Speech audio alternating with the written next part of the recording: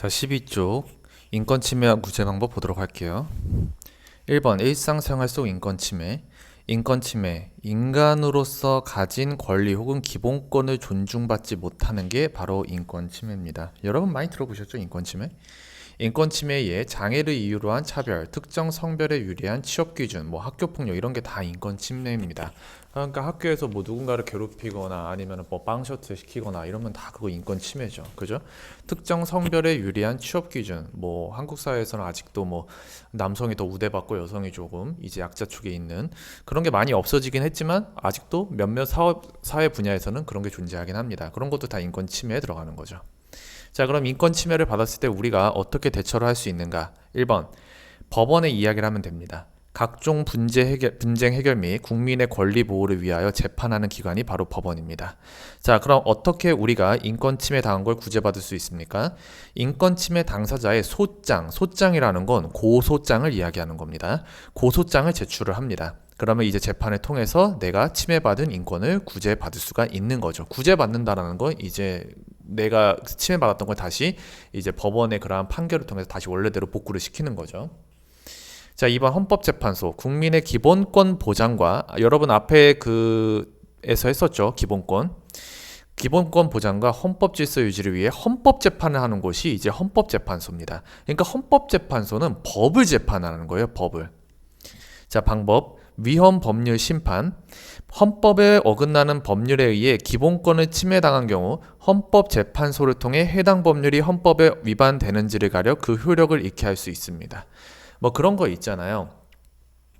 법률에 만약에 체벌이 가능하다. 만약에 이렇게 써져 있으면 그거를 이제 부당하다, 이 법이 잘못됐다라는 걸 헌법재판소 가서 이야기하는 겁니다. 어느 누구도 폭력을 행사해서는 안 된다라는 것이 인간의 기본권으로 가진 누구나 평화롭고 안전한 사회에서 살아갈 그러한 권리에 위배됩니다. 그러니까 체벌이 가능하다라는 법은 폐지돼야 됩니다. 이런 식으로 가서 이야기하는 것이 바로 헌법재판소고, 제가 방금 이야기한 경우 그게 바로 위헌 법률 심판입니다. 법이 잘못됐으니 그 법을 고쳐주세요. 그 다음에 헌법소원 심판. 국가 권력에 의해 기본권을 침해당한 경우 헌법재판소를 통해 해당 국가장이 헌법에 위반되는지를 가려 구제받을 수 있습니다. 이거 얼마 전에 나왔었잖아요. 우리 한 몇 달 전에 이제 그 학생들 백신 맞추는 것도 이제 의무적으로 바꾼다 해가지고 백신 패스, 이제 백신 안 맞으면 학원도 못 다니고 독서실도 못 다니고 스터디 카페도 못 가고 해서 교육부에서 다 막아버리겠다고 했었거든요. 근데 그게 이제 위헌으로 나왔죠. 그거 안 된다. 학생들이 기본적으로 가지고 있어야 되는 학습권을 침해한다. 그래서 그거 안 돼. 그래서 헌법소원을 집어넣었잖아요. 학생들이랑 이제 학부모님들이. 그래가지고 그렇게 하면 안 된다라고 그게 나왔잖아요. 판결이. 그게 바로 헌법소원 심판입니다. 기본권, 여기 같은 경우는 이제 학습권이 침해당했던 거죠. 학생들의 학습권. 자, 그 다음에 3번 국가위원회에 가서 이야기를 하면 됩니다. 제일 쓸데없는 곳이죠. 인권 침해를 조사하여 법령이나 제도의 개선을 권고하는 기관. 권고한다는 건 무슨 얘기예요?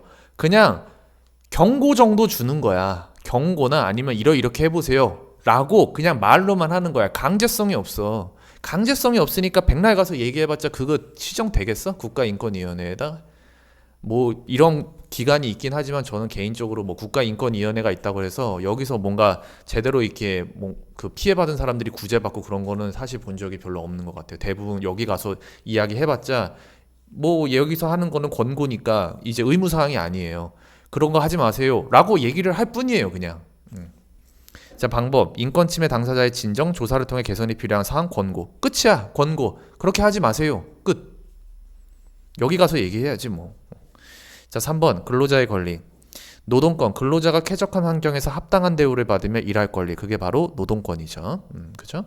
만약에 일하는데 겁나 더운 여름날인데 에어컨이나 선풍기 아무것도 없어. 그러면은 그거는 근로자가 이제 쾌적한 환경에서 일을 못 하는 거 아닙니까? 아니면은 물이나 마실 수 있는 물이나 이런 것도 아무것도 제공을 안 해줘, 회사가. 그러면 이제 노동권에 위배되는 거죠. 2번 헌법에 보장된 노동권, 근로의 권리, 노동 3권, 최저임금 이러한 것들이 헌법에 보장돼 있으니까 반드시 지켜야 된다. 3번 근로기준법, 헌법에 따라 근로조건의 기준을 정한 법률이 근로기준법입니다. 근로자의 기본적 생활을 보장해줘야 돼. 그러니까 최저임금이라든가 일은 몇 시부터 몇 시까지만 시켜야 된다든가 아니면 야간에 일을 할 경우 야간수당이 얼마가 붙어야 된다든가 이러한 것들이 다 근로기준법에 정해져 있습니다. 자, 그 다음에 이제 노동 3건인데, 노동 3건 요 세 가지는 좀 잘 알고 계셔야 됩니다. 요게 시험에 많이 나오니까. 자, 단결권 위에 나와 있죠? 노동자는 단결권에 따라 노동조합을 조직하고 운영할 수 있으며, 이때 노동조합의 설립과 가입은 근로자만이 할 수가 있습니다. 그래서 여기 설명이 되어 있죠. 근로자가 근로조건의 향상을 위해 노동조합 등의 단체를 결성하고, 노동조합이 뭐냐면요.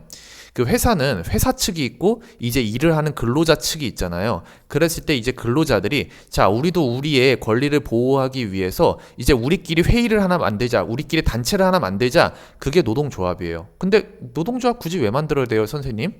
왜냐하면 일반적으로 회사와 노동자 이렇게 돼 있을 때 뭐 우리가 이렇게 얘기하잖아요. 갑과 을의 관계라고 하잖아. 그럼 갑이 이 회사 측이 언제나 자기네 유리한 쪽으로 뭔가 이끌고 나갈 가능성이 높잖아요. 그죠? 그러니까 노동자들은 그러다 보면은 노동자들의 인권이 계속 침해가 되겠죠? 그걸 막기 위해서 노동자들이 단체로 자기들만의 모임을 만드는 거야. 회사와 동등하게 이제 타협을 하거나 뭔가 타협이 아니라 뭔가 자신들의 권리를 주장할 수 있는, 혼자서 얘기하면 회사가 안 들어주니까 회사 입장에서는 그 사람 잘라버리면 끝이잖아. 그러니까 그런 사람들끼리 노동자들끼리 모여가지고 단체를 만든 게 바로 노동조합입니다. 그리고 그거를 이제 법으로 보호해주고 있는 거야. 노동조합, 근로자들 여러분들끼리 여러분들의 자신의 권리를 보호하기 위해서 그 조합을 만드셔도 됩니다 라는 걸 법에서 인정을 해주고 있어. 그게 단결권이야. 그리고 거기에 활동할 수 있는 권리도 있어. 근데 이거 함부로 가입했다가 회사에서 불이익을 받는 경우도 되게 많아요. 그게 잘못된 거죠. 노동조합을 결성할 수 있는 권리가 법에 보장이 되어 있는데 회사 측에서는 거기에 가입을 하면 굉장히 눈엣 가시야. 회사의 반기를 드는 것처럼 보이고. 자, 그 다음에 단체 교섭권, 노동조합의 근로조건 등에 관해 사용자, 이 사장을 얘기하는 거죠. 사용자, 그 경영진들과 의논하고 절충할 수 있는 권리. 사용자는 정당한 이유 없이 교섭을 거부할 수 없습니다. 그러니까 단체 교섭권, 그러니까 노동조합이 자, 사장 측한테, 경영진 측한테 자, 우리 얘기 좀 합시다. 우리 월급 얼마큼 인상해 주세요. 그거 갖고 좀 토의 좀 해봅시다. 라고 이야기할 수 있는 권리가 단체 교섭권이야. 그리고 여기서 나와 있지. 사용자는 정당한 이유 없이 교섭을 거부할 수가 없습니다. 노동조합 측에서 노동자들이 이야기 좀 해봅시다 라고 하면 무조건 경영진 측에서 나와서 이야기를 해야 되는 거야. 법에서 보장해주고 있어. 그게 단체 교섭권. 자, 단체 행동권. 사용자와 의견이 일치하지 않으면 노동조합이 이에 대응하여 일정한 절차를 거쳐 쟁의 행위를 할 수 있는 권리가 바로 그 단체 행동권입니다. 그러니까 여기서 타협을 이제 가서 얘기를 했잖아요. 단체 교섭권을 이용해서 사용자 측, 즉 경영진들과 노동자들이 서로 이야기를 했어. 근데 뜻이 안 맞아. 자, 우리는 그 근로자 측, 노동조합 측에서는 월급을 20만 원 올려달라고 했는데 경영진 측에서는 안 돼. 우린 5만 원밖에 못 올려줘. 계속 이거 갖고 얘기하다 보니까 의견이 결국에 안 맞았어. 그러니까 노동자들은 안 되겠다. 우리는 무조건 20만 원 받아야 돼. 라고 하니까 이에 대해서 일정한 절차를 거쳐서 쟁의 행위, 이제 투쟁하는 거야. 그 행위를 할 수가 있어. 그 대표적인 예가 파업이야. 여러분 몇 달 전에 한 2달인가 3달 전에 CJ 그 택배 파업해가지고 여러분들 택배 한동안 안 왔던 적이 있었죠. 그게 딱 이거예요. 물건의 배송비는 올랐는데 그 택배 기사님들에게 돌아가는 이익은 없고 다 CJ 그 택배 측에서만 회사만 엄청나게 배를 불렸던 거죠. 그러니까 이제 택배 기사님들이 이거 아니다 해가지고 다 파업을 하신 거죠. 그래서 요 세 가지가 노동 3건에 해당합니다. 자, 요 세 가지 노동권의 침해와 구제 방법, 노동권 침해의 종류, 부당해고. 부당해고는 이제 이유 없이 그냥 잘라버리는 거예요. 부당해고. 민사소송을 통해 해고의 무효를 확인받아 구제받을 수 있습니다. 부당해고. 갑자기 내가 아무 이유 아무 잘못도 없는데 회사에서 나가래. 그러면 안 되거든. 그렇게 쫓아낼 수가 없거든. 그 다음에 부당노동행위. 부당노동행위는 여기 왼쪽에 나와 있어요. 노동조합을 조직 가입 활동했다는 이유로 불이익을 주는 행위와 내가 아까 얘기했지. 거기 함부로 가입했다가는 회사로부터 회사한테 찍혀가지고 불이익을 받을 수 있는데 그게 바로 부당노동행위야. 또는 노동조합 가입 또는 탈퇴를 고용 조건으로 하는 경우, 노동조합과 단체 교섭을 정당한 이유 없이 거부하는 경우, 이게 다 부당노동행위다. 그러니까 여기에 해당하는 거 있죠. 여기에 법에서 보장하고 있는 그 권리를 막는 행위, 이거를 다 방해하는 행위를 다 부당노동행위라고 봅니다. 그리고 인권침해. 뭐 이렇게 잘 시키면 되는데, 말로 잘 타이르면 되는데, 뭐 보자마자 쌍욕받고 이런 거 있잖아요. 그죠? 인권침해. 자, 노동권 침해 구제 방법을 봅시다. 첫 번째, 피해 당사자가 3개월 이내에 구제 신청을 해야 됩니다. 어디다가? 지방노동위원회에다가 3개월 이내에 구제 신청을 해야 돼요. 그러니까 3개월이 넘어간 다음에 구제 신청을 하는 건 이제 효력이 없는 거죠. 그래서 피해 당사자가 지방노동위에 3개월 이내에 구제 신청하시고, 그 다음에 지방노동위원회에서 만약에 그게 제대로 해결이 안 됐어. 그러면은 불복 시에 10일 이내에 재심, 다시 심판을 받겠다 이거야. 다시 재판을 받겠다는 거죠. 다시 재심 신청을 합니다. 어디에다가? 중앙노동위원회에다가 10일 이내에 재심 신청을 합니다. 여기서 지방노동위에서 결론이 나오고 그거에 불복할 경우에는 10일 이내에 중앙노동위원회에 재심을 신청을 합니다. 그리고 이제 여기서도 내가 원하는 결과가 안 나왔어. 그럼 이제 법원 가는 거지. 불복 시 15일 이내 행정소송을 제기합니다. 그래서 여러분들이 요 단계와 각각의 걸리는 기간들 있죠. 요거를 여러분들이 반드시 암기하고 계셔야 됩니다. 선생님, 피해 당사자가 중앙노동위원회나 법원으로 한 번에 갈 수는 없나요? 없어. 무조건 이 과정을 거쳐야 돼. 이 과정을 거쳐야 되고 이 기간을 여러분들이 꼭 지키셔야 됩니다. 그래서 법으로 만들어 놓은 거고요. 요거 중요하니까 꼭 알아두셔야 되고.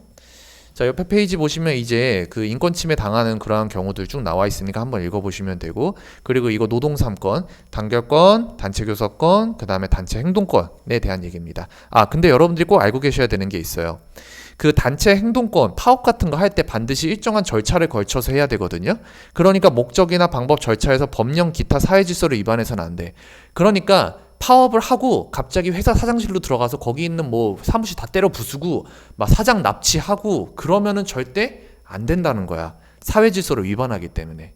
그러니까 파업하는 거 보신 적 있죠? 그분들 뭐 이렇게 노래 틀어놓거나 아니면 제자리에 앉아가지고 띠 매고 조끼 입고 아니면 삭발이나 이런 것들, 그런 것들을 통해서 파업을 하지, 뭐 회사 쳐들어가고 막 다 때려 부수고 막 왜 돈 안 줘, 왜 우리 거 안 들어줘, 막 그래서 사장 협박하고 막 사장 가족들 위협하고 이런 거 안 하잖아요. 그죠? 왜냐면 그렇게 하면은 그건 위법이거든.